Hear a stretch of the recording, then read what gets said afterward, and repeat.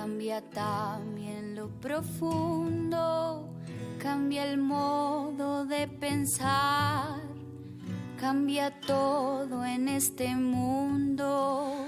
Cambia el clima con los años, cambia el pastor su rebaño, y así como todo cambia, que yo cambie no es extraño.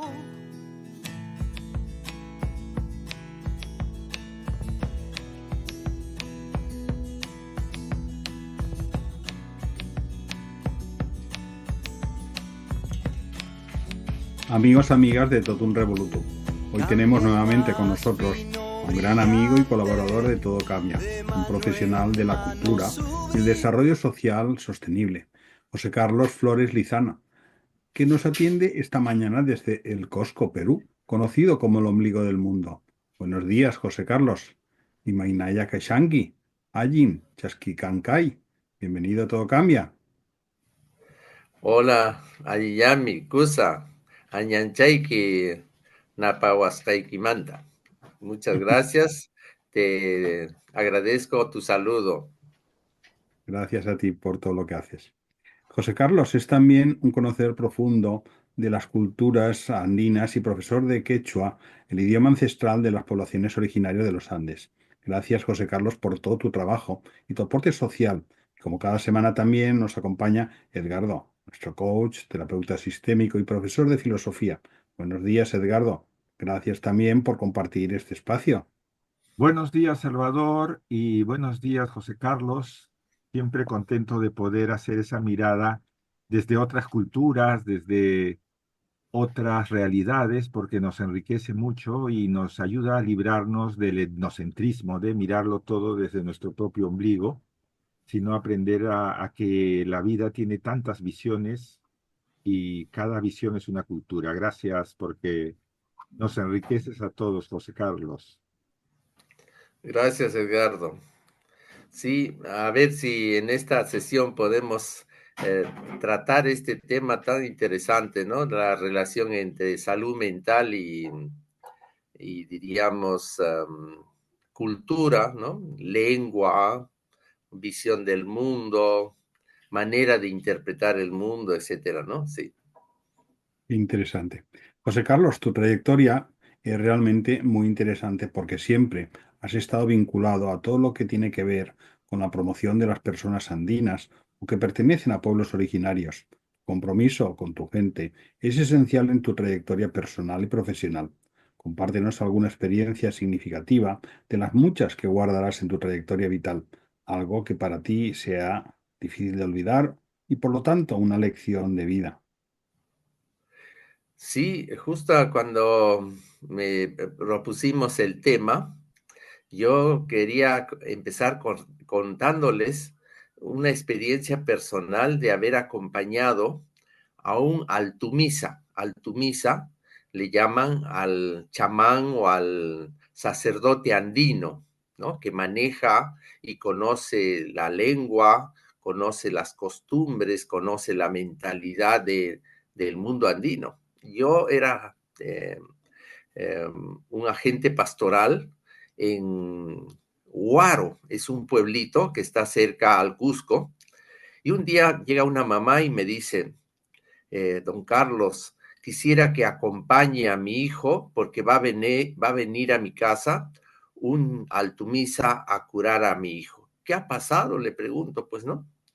Es que mi hijo se fue a trabajar a un sitio y estuvo un mes trabajando allí. Mi hijo tiene 14 años y cuando está regresando en el carro en el que venía, le roban el dinero que había adquirido de todo el mes de trabajo. Y fue tan traumático el hecho ese contra este joven que empezó, diríamos, tenía una rabia contenida terrible, una indignación, un desconcierto tremendo, que se pasó 3 días sin dormir el pobre. Entonces ya al ver eso, la madre empezó a notar que el chico en las noches hablaba solo, que empezó a tener visiones de cosas, de espíritus, empezó a hablar solo en el cuarto donde estaba él y se alarmó pues la madre, ¿no? Entonces lo que atinó a pensar inmediatamente fue hay que llamar al tumisa, al curandero de nuestra comunidad. Y me llamó a mí, me dijo, venga también a acompañarnos, por favor. Yo y mi esposo vamos a estar para ver cómo socorremos a mi hijo, porque está fuera de sí, está desquiciándose, que creemos que no puede ya solo él resolver y nosotros tampoco no sabemos qué hacer. Ya pues le dije, vamos. Ella sabía que yo era una persona abierta, diríamos, que no iba a criticar esta situación y este tratamiento, ¿no? Porque hay mucha gente que cuando ve estos tratamientos los considera o brujería, ¿no? Una especie de ya un rechazo a ese tipo de cosas, o gente ignorante, gente que cree en espíritus, cree en hierbas, cree en llamados a los dioses de las montañas, a la Pachamama, a la Madre Tierra, ¿no? Entonces, ella sabía que yo era una persona abierta y que conocía más o menos y entendía lo que iba a pasar. De hecho, cuando llegué yo a la casa, me lo encontré al muchacho en el suelo, en una manta echado, y ya con la madre ya había preparado todo lo que el altumisa le había pedido. ¿Qué cosas había pedido el altumisa?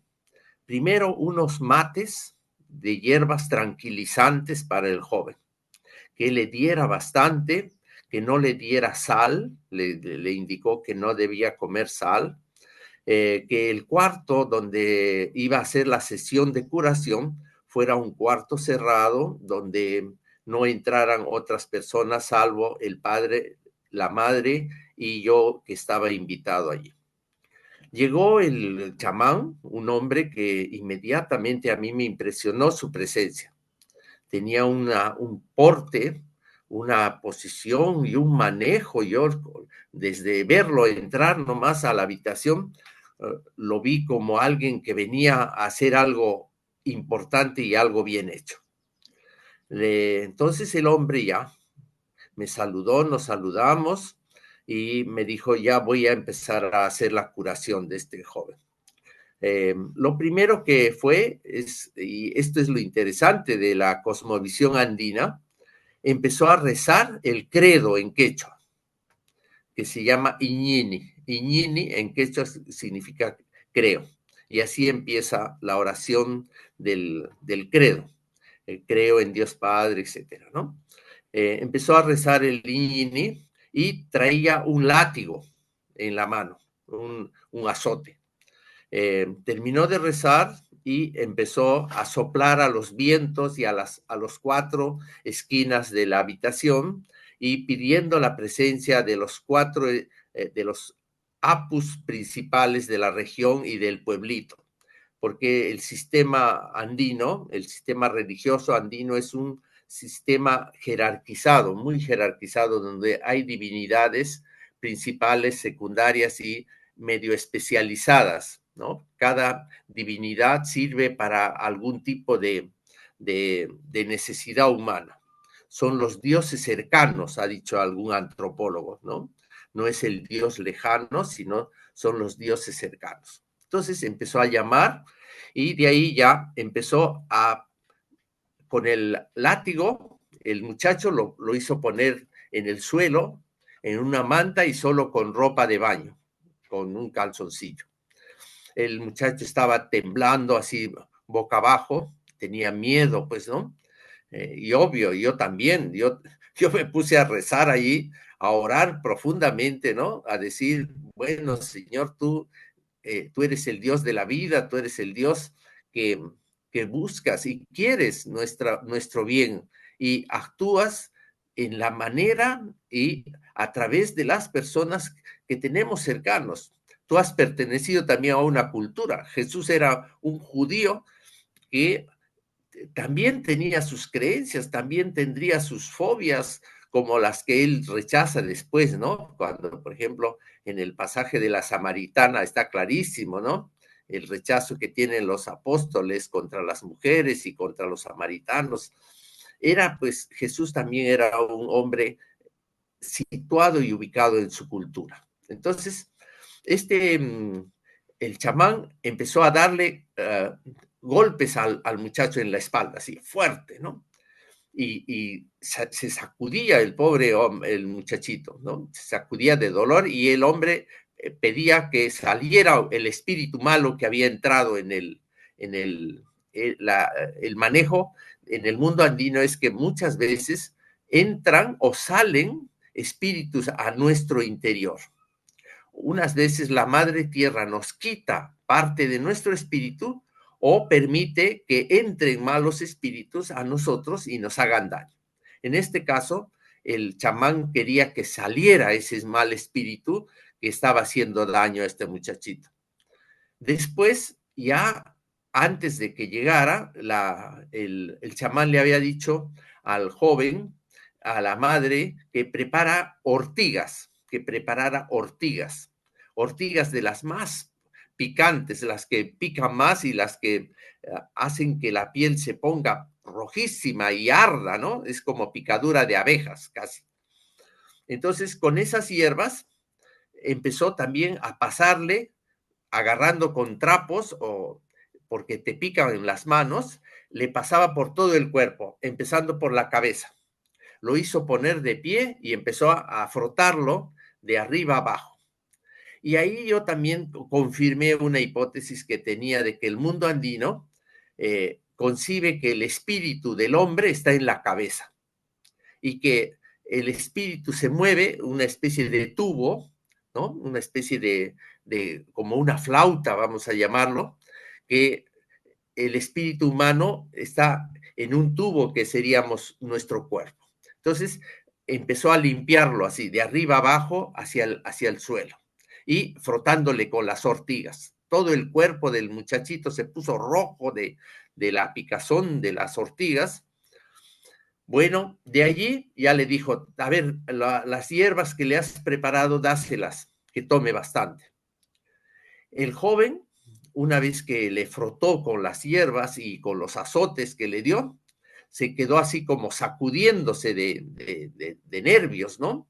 Pero a la vez yo decía, lo está sacando de la contención, de la ira que tenía contenida, de la rabia que tenía contenida. Me parecía a mí un manejo bastante coherente, ¿no? El chico se quedó medio así como inconsciente y después a la madre le dijo, mira, durante estos 3 días no va a salir de la casa y no debe ver mujer, solo a ti, a su madre y a su padre y nadie más. Durante 3 días debe estar encerrado en este cuarto hasta que se le pase esta ira que tiene contenida contra el que le ha robado pues el dinero, ¿no? Después le dijo también, una vez que pasen los 3 días, se va a ir a confesar a la iglesia con el padre Ignacio Senosiaín, que era un jesuita allí mayor, que era el párroco precisamente de Huaro, y va a comulgar, va a recibir la comunión durante 3 días. Bueno, yo me quedé ahí todo el rato y al comienzo no entendía mucho, ¿no? No sabía si estaba correcta el manejo. La cosa es que ya me retiré, a los 4 o 5 días volví a la casa, el joven se le había pasado todo el miedo, toda la ira, ya estaba tranquilo, había recuperado el hambre, el sueño, que es fundamental, pues, ¿no? Cuando uno tiene una conmoción cerebral muy grande, una de las cosas más graves que puede pasar es la interrupción del sueño, y sabemos que sin sueño uno puede terminar loco, pues así en pocas palabras. Bueno, esta experiencia mía de haber visto esta curación me convenció a mí del manejo cultural que tienen estos chamanes. Saben cómo es el sistema de creencias, conocen las hierbas, saben qué cosa puede provocar más sueño o menos sueño, entrar en catarsis, le vamos a llamar así, ¿no? Y así, experiencias parecidas como estas que les estoy contando son las que me han convencido de la importancia de estudiar precisamente esto. Otra experiencia ya más académica, tuve la suerte de estar en un encuentro entre teólogos, antropólogos y psiquiatras en Lima. Nos encerramos durante 3 días en los que estaba precisamente Gustavo Gutiérrez, eh, otro filósofo Peña Herrera y un gran psiquiatra sanmarquino que se llama Moisés Lemlich. Y voy a terminar esta parte, diríamos, más personal. Me quedé con un mensaje sumamente interesante de Lemlich, de este psiquiatra sanmarquino actual, docente de San Marcos. Él decía que en el Perú los chamanes andinos sacan más enfermos alcohólicos que los psiquiatras en el Perú, que curaban, tenían más éxito los chamanes que los psiquiatras. Qué Y interesante. ese mensaje se me hizo a mí sumamente interesante. No solo también, yo después reflexionando sobre esto, no solo porque es más barato, ¿no? Porque en el Perú, un tratamiento psiquiátrico es carísimo. Y segundo, los psiquiatras que sepan quechua, creo que acabo de conocer el primer psiquiatra que habla quechua. Sí, qué Entonces, barbaridad. estas dos anécdotas pueden iluminar un poquito el tema que vamos a tratar ahora, ¿no? Gracias. Cuán interesante. Realmente son muy interesantes esas vivencias y todo lo que atesoras, José Carlos. Gracias por compartir parte de tu bagaje cultural, de esa riqueza personal que es nuestra historia. José Carlos, en programas anteriores hablamos de la cultura de los pueblos originarios. Tuvimos un excelente programa sobre el mestizaje. Hoy queremos hablar de una realidad un poco más específica, pero que puede ayudarnos a entender también nuestros propios procesos en la sociedad. Uno de los aportes más ricos de la etnografía y la antropología es que conociendo otras culturas, otras formas de vivir, comprendemos mejor la propia, la nuestra, y podemos relativizar muchos elementos culturales que son una forma más, entre otras muchas, de expresar quiénes somos y nuestra identidad. El tema que traemos hoy es el de la salud mental y su contraporte, la enfermedad mental. Toda sociedad tiene que hacerse cargo de este tema y a todos nos conviene tener claro cómo mantener nuestra salud mental y qué cuidados hemos de tener para lograrlo. Sin embargo, la pregunta crucial es, ¿qué pasa cuando no encontramos la posibilidad de expresar adecuadamente, cuando no se nos puede ayudar en nuestra propia lengua? Carlos, ¿esto es lo que deberíamos llamar etnopsiquiatría? Entender los procesos de salud y enfermedad mental cuando se producen en personas de una cultura diferente, la de la tradición científica. José Carlos, ¿es así como debemos plantear este importante tema?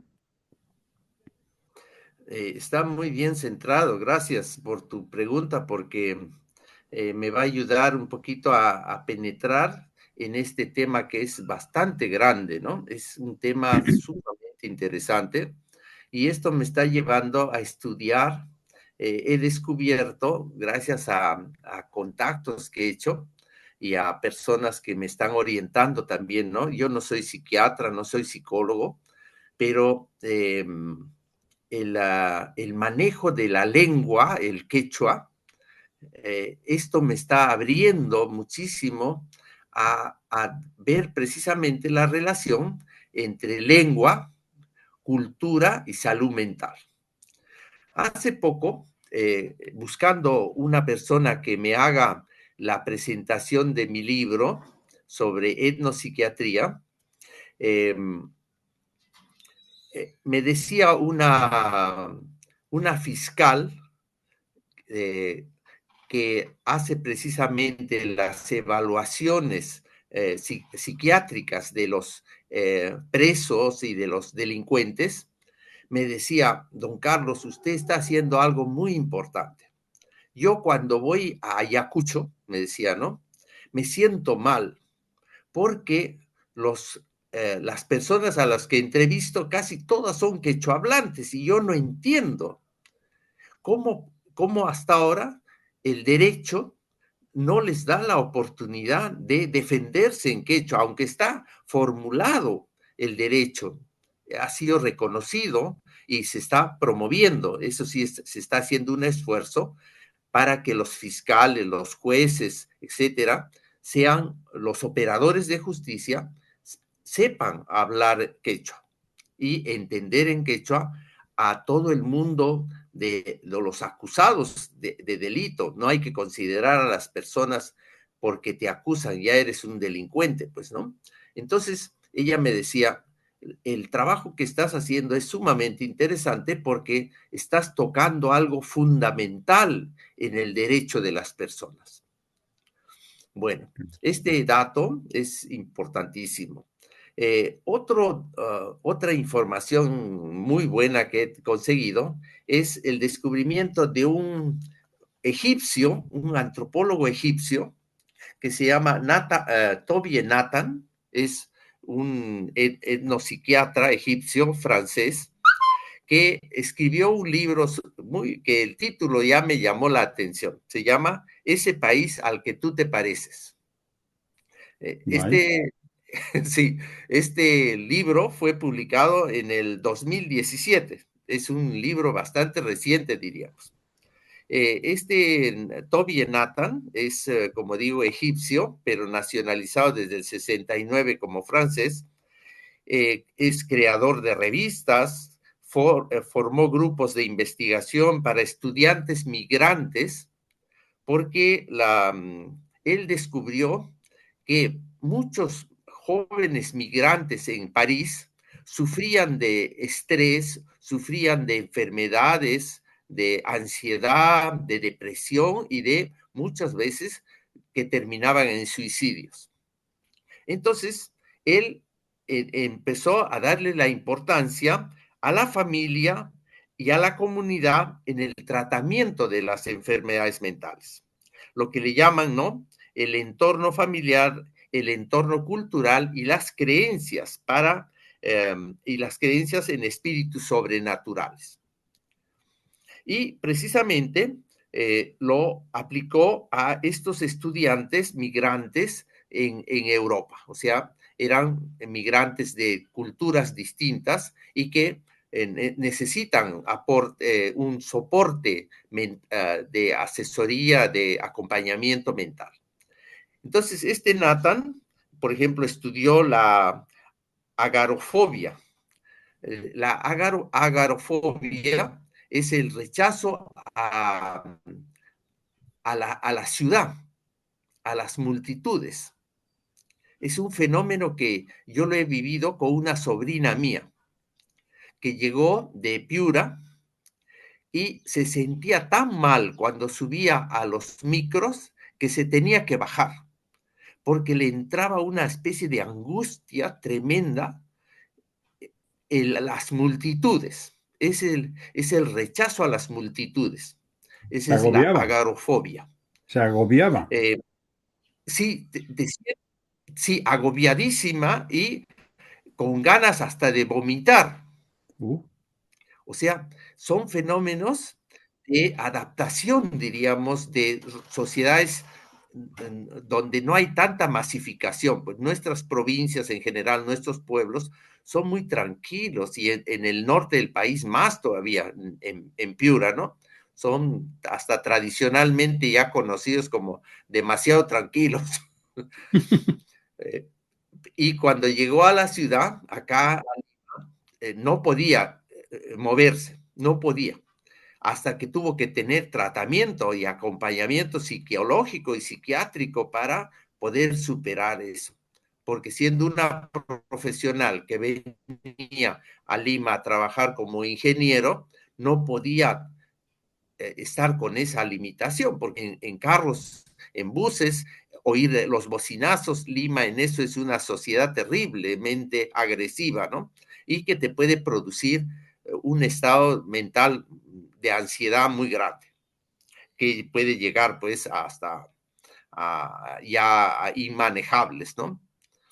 En ese sentido, pues, este Toby Nathan me está iluminando a mí para poder ver esta relación, ¿no? Que hay entre las creencias, el soporte familiar y las costumbres de los pueblos de donde venimos. Sobre todo para la prevención y la curación de las enfermedades. También, evidentemente, para el diagnóstico, ¿no? En ciencia psiquiátrica trata de identificar las enfermedades mentales, prevenirlas y curarlas. Ese es su papel fundamental. Y la importancia, por tanto, de los contextos culturales, sociales en los que se dan estas enfermedades, para tanto el análisis del problema como para los soportes que tú tienes que tener en cuenta. Y ya de hecho, la ciencia psiquiátrica, eh, la psiquiatría, también tiene antecedentes, por ejemplo, en el mismo Freud, el Tótem y Tabú, su ensayo sobre religión, él tiene informantes de cómo se dan en sociedades africanas los miedos a determinadas fobias, miedos, alergias, etcétera, que él analiza, ¿no? Y él es uno de los antecesores, diríamos, de esta relación tan importante entre salud mental, costumbres, creencias y eh, ritualidad también. Sabemos que las creencias funcionan con rituales y los rituales son sumamente importantes para los tratamientos de curación. Hasta ahí podríamos acercarnos a tu pregunta. Carlos, ¿cuál es la relación entre salud mental, las costumbres y las creencias de los pueblos?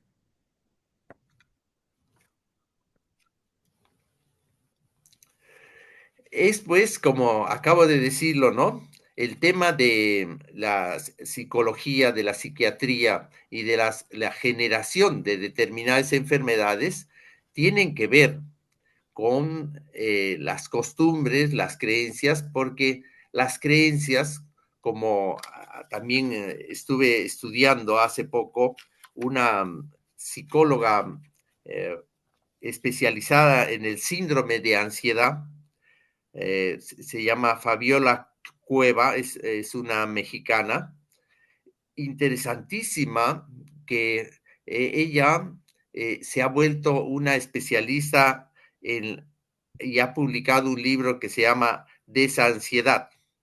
O sea, ella considera que la ansiedad es una de las manifestaciones ahora más comunes de las sociedades modernas, ¿no? Puede haber ansiedad, por ejemplo, en un niño. Vamos a poner un ejemplo. Un niño tiene ansiedad por la separación, el origen de la ansiedad de un niño puede venir por la separación de los padres y los efectos de la ansiedad en un niño que ve que se están separando los padres es muy grave. Puede producir, por ejemplo, el esconderse en la fantasía. Se puede recluir en la fantasía, se puede recluir en las comilonas y por tanto producir sobrepeso, ¿no? como un espacio de satisfacción, de huida. También, por supuesto, la inestabilidad económica,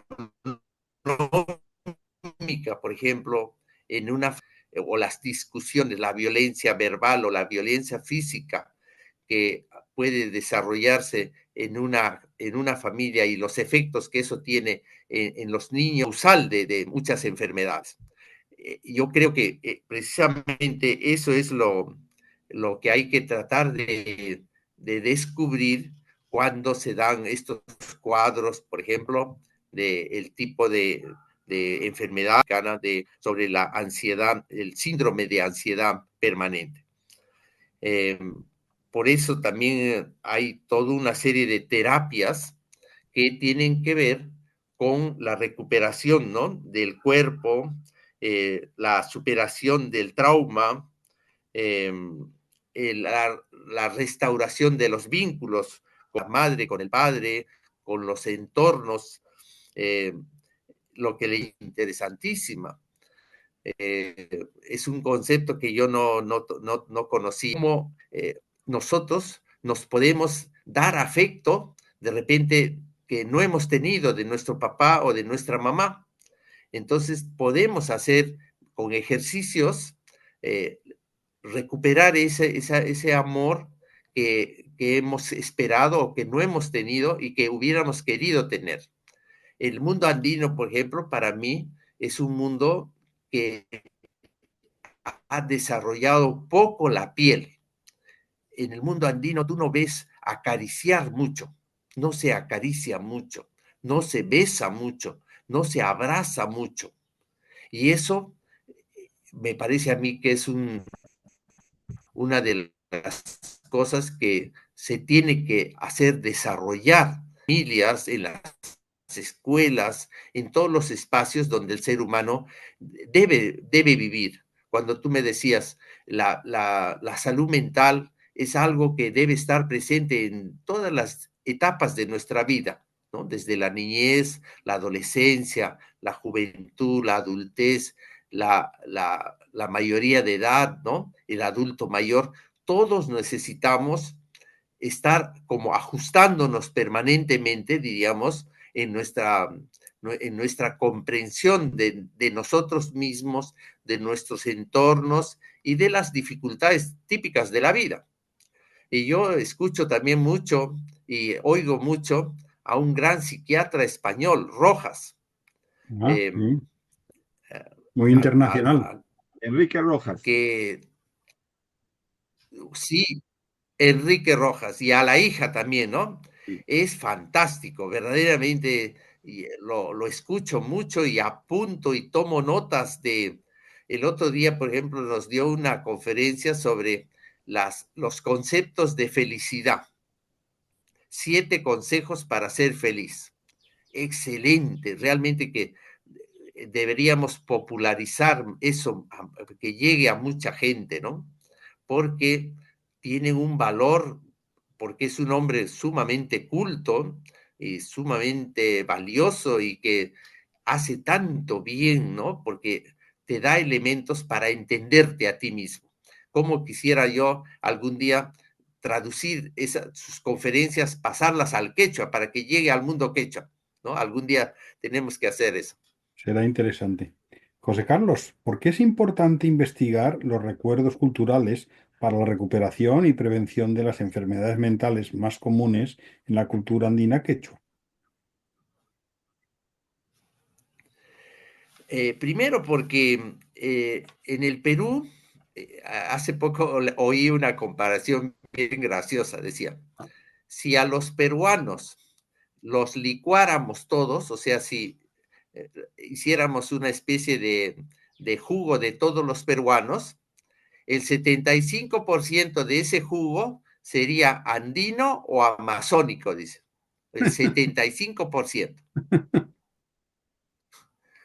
Entonces, nuestra identidad como cultura, nuestra raíz profunda, no quiero que decir que no sea, no haya, ya lo hemos tratado eso precisamente, ¿no? El aporte occidental a nuestra identidad es clave, si no el Perú hoy día no hablara castellano o no fuera cristiano, ¿no? Católico, cristiano, si no hubiera sido por el aporte europeo. Pero también nuestras raíces hondas son andinas. Lima, por ejemplo, hoy día se dice que en Lima es la ciudad donde se habla más quechua que en cualquier parte del país ya. Qué De bueno. los 11 millones que somos en Lima, más o menos, yo calculo que por lo menos habrá unos 3 a 4 millones de quechohablantes. Y Muy bien. eso hace que, diríamos, el quechua sea pues la base de nuestra identidad. Y sabemos que los primeros experiencias, los primeros sentimientos, las primeras experiencias se tematizan, se concretizan en palabras. Y por eso es que el quechua es como los lentes con los que te pones. El color de los lentes que te pones son los con los cuales ves, y no solo ves, sino interpretas la realidad.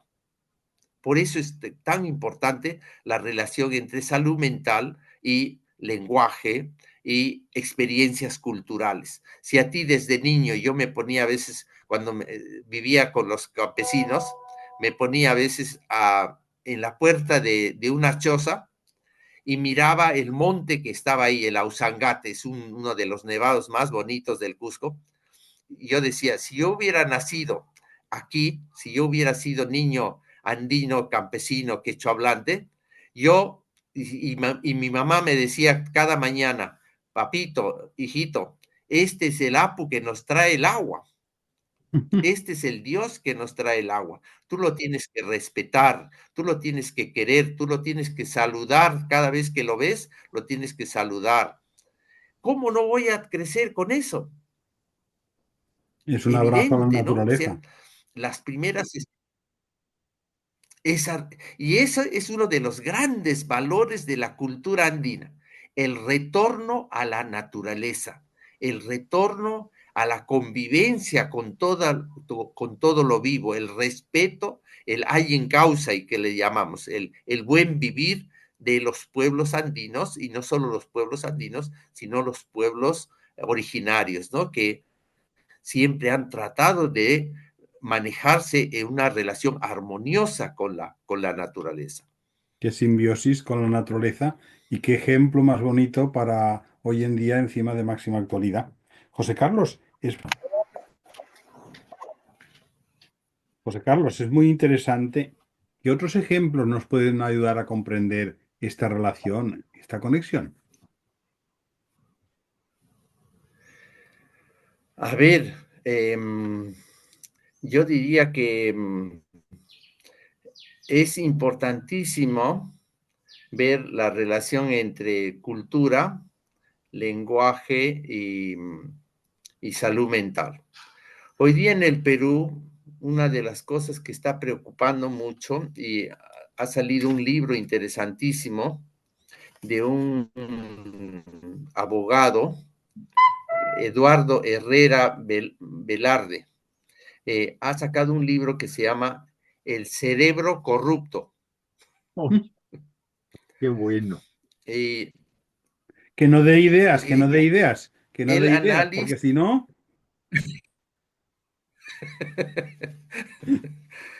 y es interesantísimo. Y hace un estudio, él se convence de que el Poder Judicial es un sistema corrupto. Y entonces empieza a estudiar qué cosa es la corrupción, en qué consiste, cómo funciona, cómo la verdad no existe. Para él dice, en la entrevista que le hicieron, él dice, para el, para el corrupto la verdad no existe. Lo que hay son clientes. Entonces, la policía, la fiscalía, los atestados, ¿no? No, el Poder Judicial a, a la corrupción y entonces se vuelve una cosa normal y se normaliza pues todo, ¿no? Un modelo de eso, él dice en su libro, es Vladimiro Montesinos, ¿no? Es un modelo de un modelo negativo, diríamos, de lo que él estudia precisamente, ¿no? Es una tragedia, eh, así es el mundo, ¿no?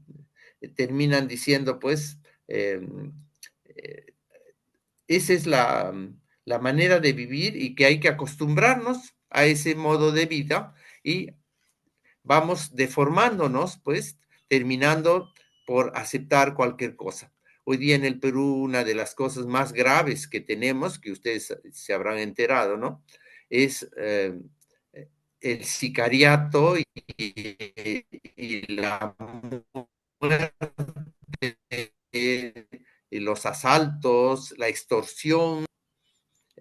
Entonces es un fenómeno psicológico, social, y que hace falta estudiarlo, pues precisamente como me preguntabas, ¿no? ¿Por qué es importante investigar esto? Porque son temas de fondo, porque estamos tocando fondo como en nuestra convivencia humana, ¿no? Estamos jugándonos la vida allí, jugándonos la mayoría de las víctimas en el Perú son jóvenes. Hoy día la mayoría de los que mueren en accidentes, en muertes inexplicables, hemos pasado casi las 200 mujeres asesinadas por sus parejas.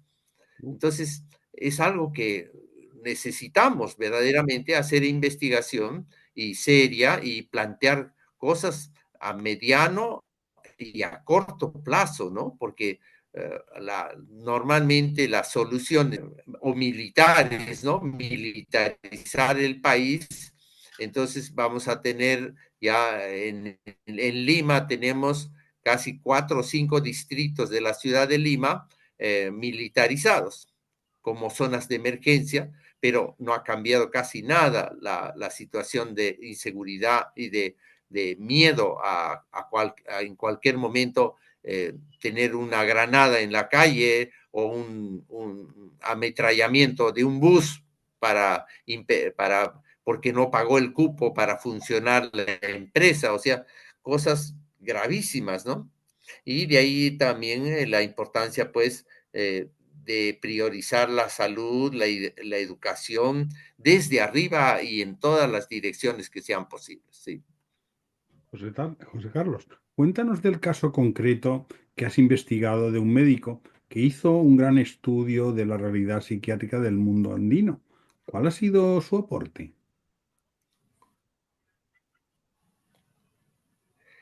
Bueno, este libro que voy a presentar en febrero, el 21 de febrero, es, que es el Día Mundial, es el Día Internacional de la Lengua Materna, el 21 de febrero, esperamos ya poder presentar este libro.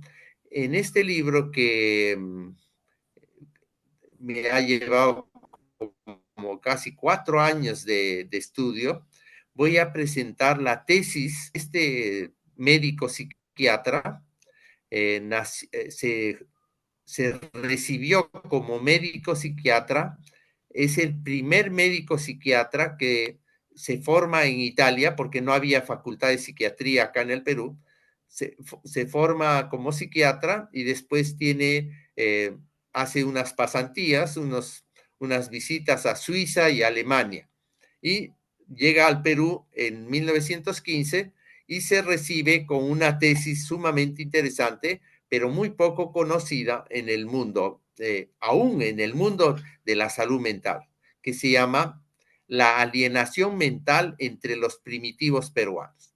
Alienación mental es el nombre que se les daba a la locura, a los estados de locura, ¿no? Las distintas formas de locura que podía haber.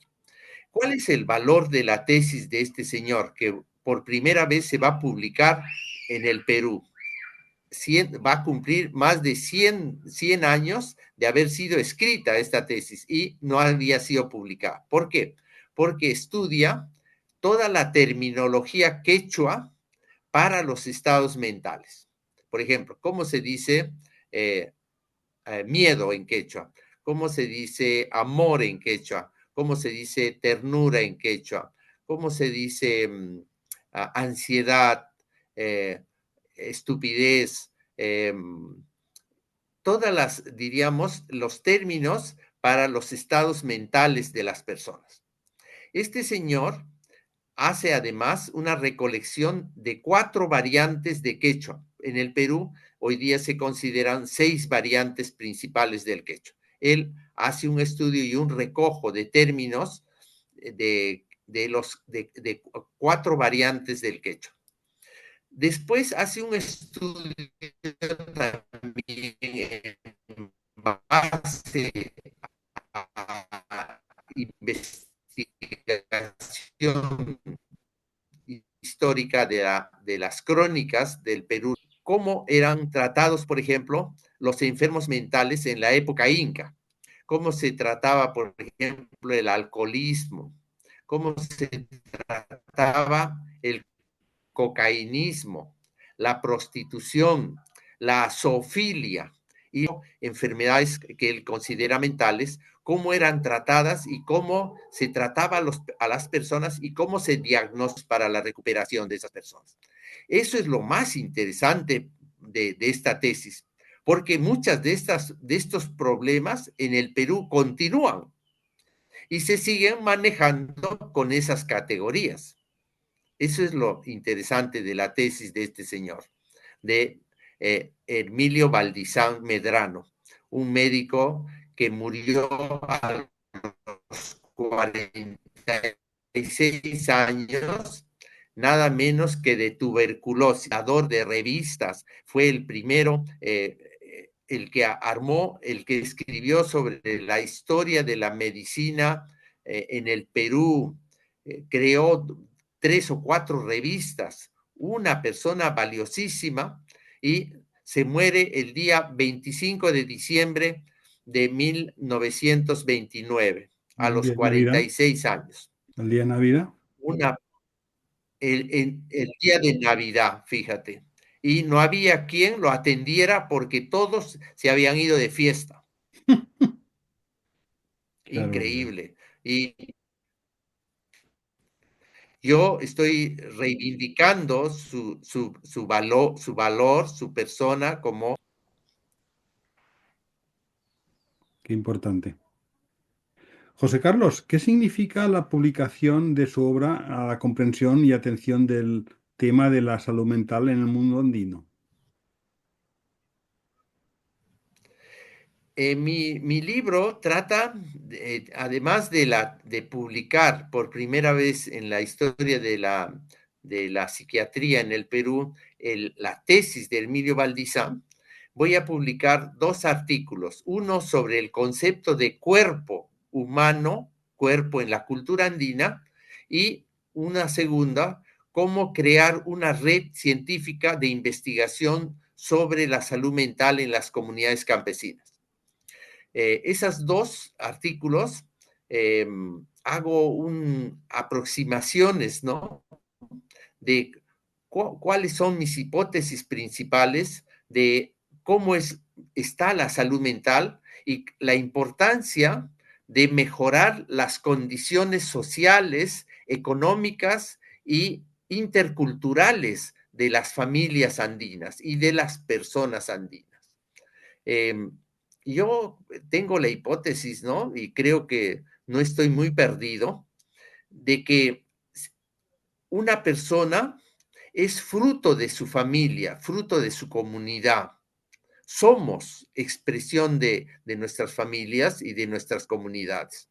Y si nuestras comunidades campesinas han sufrido, por ejemplo, humillación, sufren discriminación por su lengua, por su ropa, por su modo de andar, su modo de comer, etcétera, desde que naces te sientes perteneciente a una etnia, a una sociedad que es minusvalorada en tu propia tierra. Entonces, de ahí la importancia de crear investigación para reforzar, diríamos, cómo es que la salud mental no puede estar separada de la salud física y de la salud económica, le vamos a llamar, o la salud democrática de un país. Entonces, mi investigación apunta precisamente a disminuir ese sufrimiento psiquiátrico que produce la discriminación, el racismo, el machismo, etcétera, ¿no? Por eso creo que eh, me siento muy contento y también muy contento con ustedes, porque ustedes han sido fundamentales para que este libro llegue a la luz, ¿no? Esta semana ha entrado precisamente ya a imprenta. Qué interesante todo y qué oportuno además el dar a conocer esto que por desgracia no está lo suficientemente dado a conocer y es una realidad, pues que ahí está. José Carlos, ha sido una tertulia muy interesante. Muchas gracias por tu presencia, amiga, por todo lo que nos estás enseñando y nos ilustras. Queremos dedicarte esta canción como un regalo musical que te muestre nuestra gratitud. José Carlos, despídete de la audiencia invitándoles a conocer tu Cuzco histórico. ¿Cómo pueden encontrar tus libros y publicaciones, así como los que estén interesados en aprender quechua a través de tus clases? ¿Cómo ponerse en contacto contigo?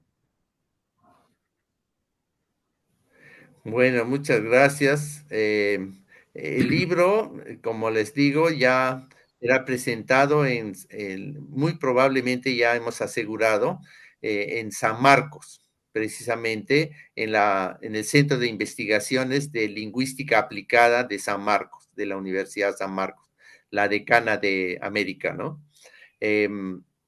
Para aprender quechua, se comunican conmigo a través del teléfono del 938 20 65 70. Yo doy clases ahora todo por internet.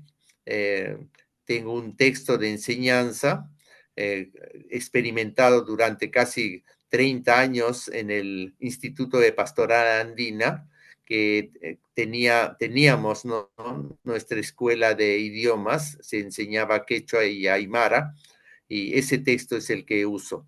Enseño dos variantes de quechua, el quechua cusqueño, Cosco Collao, y el quechua Ayacucho Chanca, que también tuve la suerte de aprenderlo por haber vivido en Ayacucho.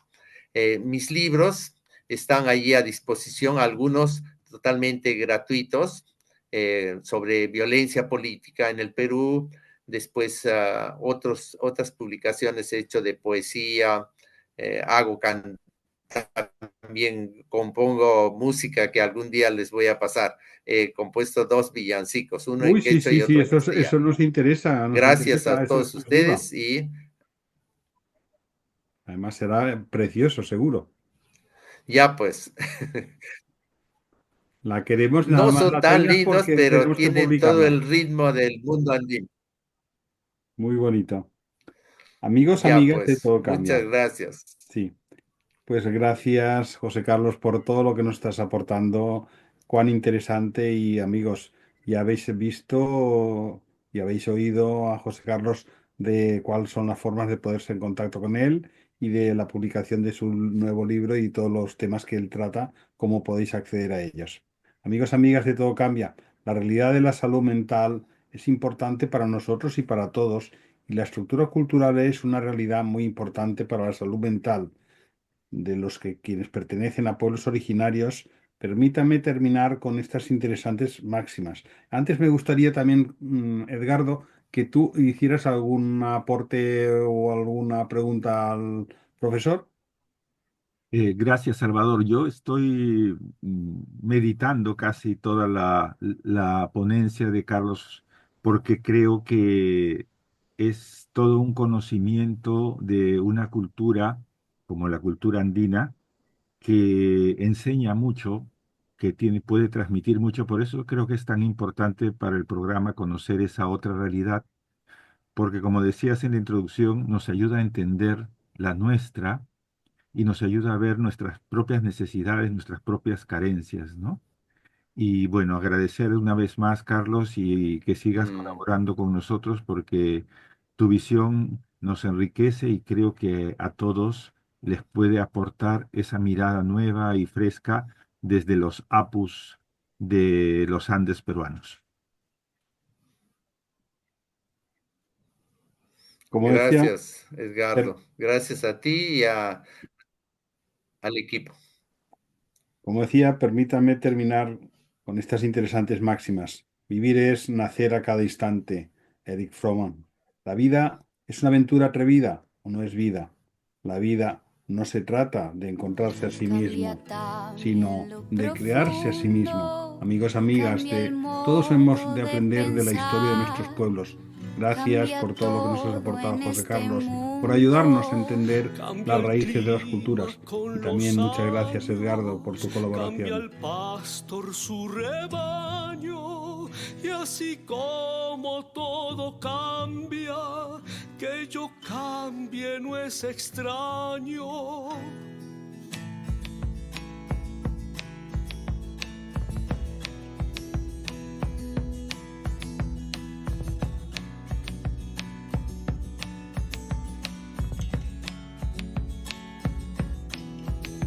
Cambia el más fino brillante, de mano en mano su brillo. Cambia el nido, el pajarillo, cambia el sentir de un amante. Cambia el rumbo, el caminante, aunque esto le cause daño. Y así como todo cambia, que yo cambie no es extraño.